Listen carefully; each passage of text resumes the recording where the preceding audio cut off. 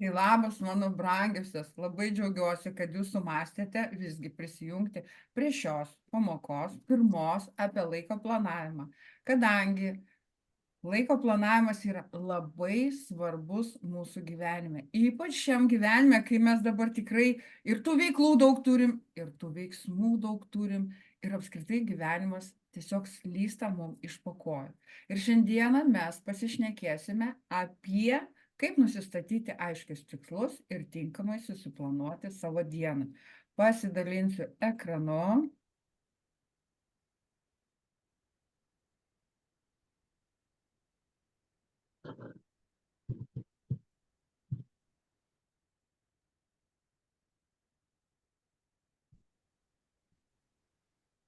Atraskite laiko planavimo jėgą.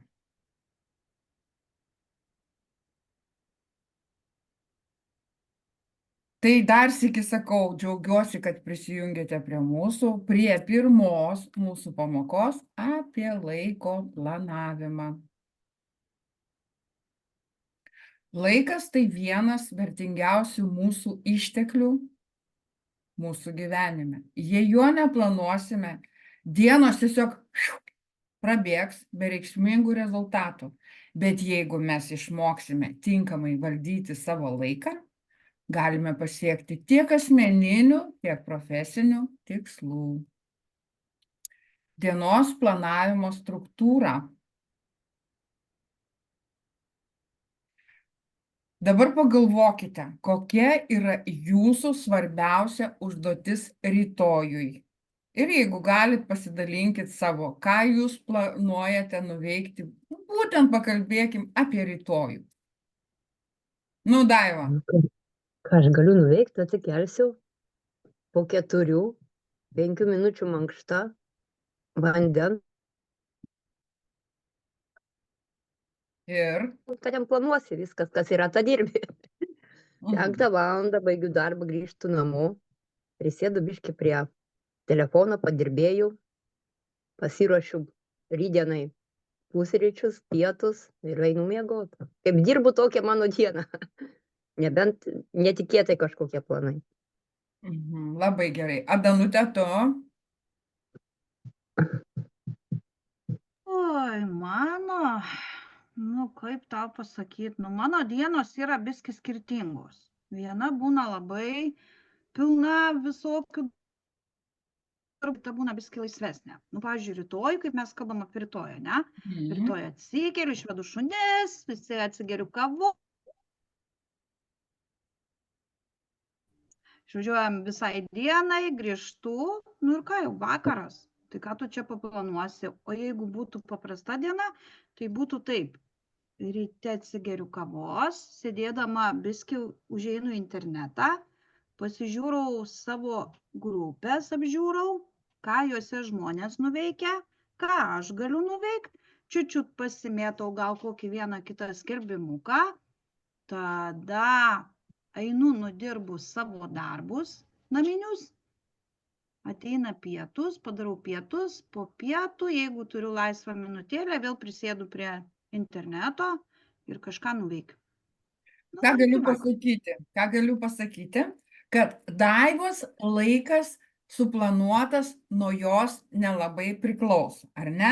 Vat kai Daiva dirba 4 dienas, tai jau pas ją praktiškai taip ir eina tos 4 dienos, rytas, pietai ir vakarai, ne? Vakaras, grįžus iš po darbo.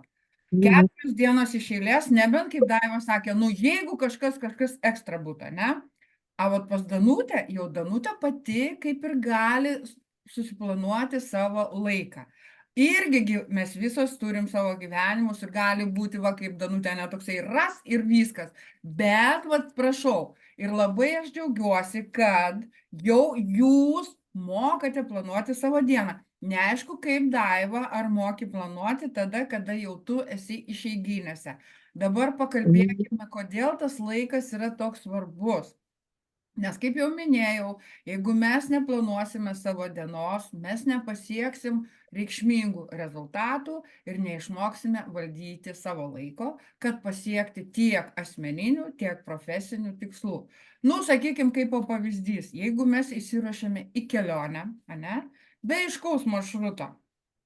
Ir kaip jūs manote, kur mes nuvažiuosim? Iš esmės, nu kaip ir niekur. Važiuosim ten. Ir galų gale, kelionės gale, mes pastebėsim, kad mes nieko nenuveikėm. Ką pamatėm? Ką padarėm? Ta. O jeigu bendrai surinkus, ką mes padarėm per tą kelionę? Blaškėmės. Dėl ko mes blaškėmės? Dėl to, kad mes neturėjome tikslaus plano, dienos plano, savaitės plano, mėnesio plano ir taip toliau. Laiką labai reikia planuoti. Tai dabar būtų jum, mergaitės, toksai klausimas. Koks yra vienas tikslas, kurį šiuo metu norėtumėte pasiekti? Ar tai savo asmeninėme gyvenime, arba savo darbe, kas dirbate valdišką, arba solo verslą, nesvarbu. Bet koks darbas, tai yra darbas. Ar galit pasidalinti savo atsakymais? Daiva. Koks tikslas? Tokį tikslą savo šiemet įsikėliau, kad sukau daugiau žinių ir kaip ir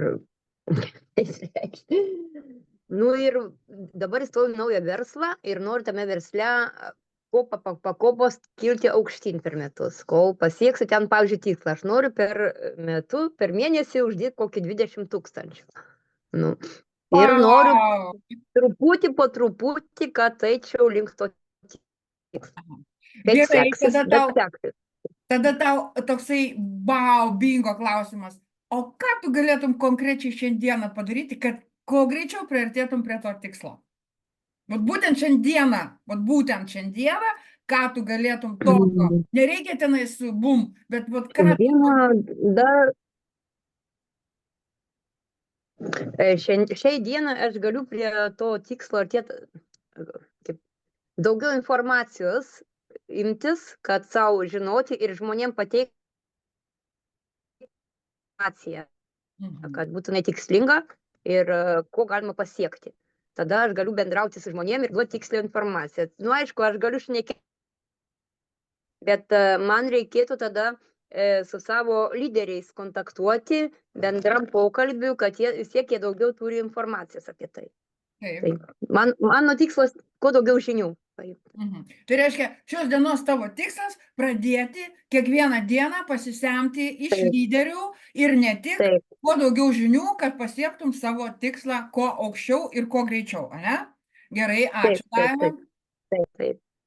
Tai dabar, o Danute, koks yra vienas tikslas, kurį šiuo metu tu norėtum pasiekti gyvenime, darbe ar pasidalinti? Šį tikslą aš kaip ir neturiu šiais metais dar tikslo. Šiaip noriu labai išsiturbinti savo asmeninio solo verslo žinias. Stipriai pasistumti dar į priekį, noriu dasidėti ne tik tai, kad būtų tarologija, numerologija, bet ir astrologija. Noriu biskį palipti.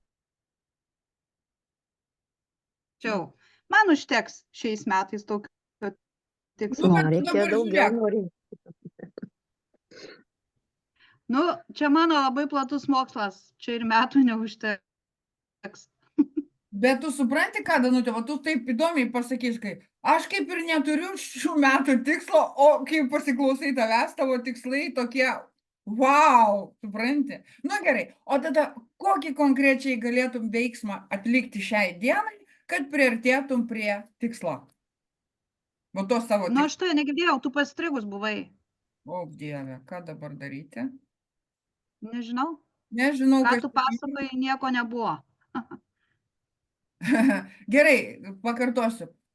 Ką galėtum tu šiandieną padaryti, būtent, kaip Daiva, šiandieną, kad pasiekti savo tą tikslą? Vieną tokį tikslą, ką galėtum padaryti būtent šiandieną?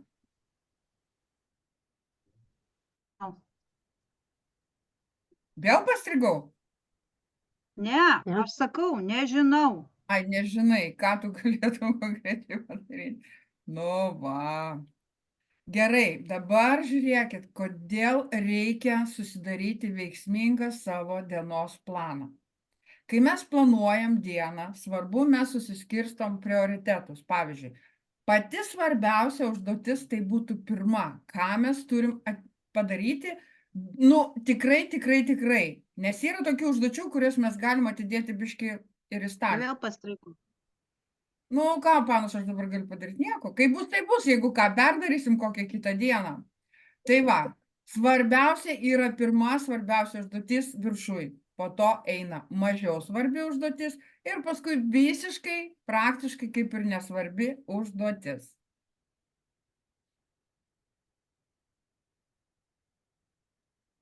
Dabar būtų jum namų darbai. Iki kitos pamokos, tai yra iki sekančios savaitės, pirmadienio, suplanuoti rytojaus dieną, va kaip Daiva pasakė mum, ir užrašyti bent vieną svarbiausią tikslą.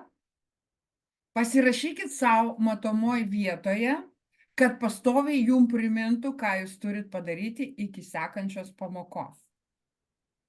Na, o dabar visom dėkoju, kurios buvote kartu. Nekantriai laukiu kitos pamokos, kurioje kalbėsime apie laiko valdymo įpročius ir kaip juos paversti kasdieninę rutiną. Ar rezonavo šios dienos pamoka su to laiku, ar buvo visiškai, buvo gerai, nebuvo dar geriau? Po vieną žodį. Rezonavo, todėl kad aš nelabai tokia buvau planuotoja. Nu jo, Atsikėliau naura ir einu.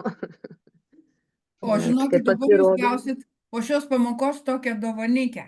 Aš jums atsiųsiu kiekvienai asmeniškai arba įdėsiu į mūsų grupę, nežinau, pažiūrėsiu. Būtent lentelę, kas, kaip, kokiom valandom, ką reikėtų pasidaryti. Turėsit tą lentelę, jums bus žymiai paprasčiau įsirašyti, galėsit ar persirašyti, ar atsispausdinti, nu kas kaip sugebat. Tad šiai dienai tiek, ačiū, kad dalyvavote ir iki kitos pamokos. Ačiū. Tai va, baigia mūsų pamoką. Ačiū dar sykį mergaitės, kad dalyvavote. Tikiuosi surezonavo, turėsit klausimų, klauskite asmeniškai. Šio video galėtumėte pasidalinti su savo draugais pažįstamais, kurie galvojat, kad irgi nemoka planuoti savo laiko. Iki.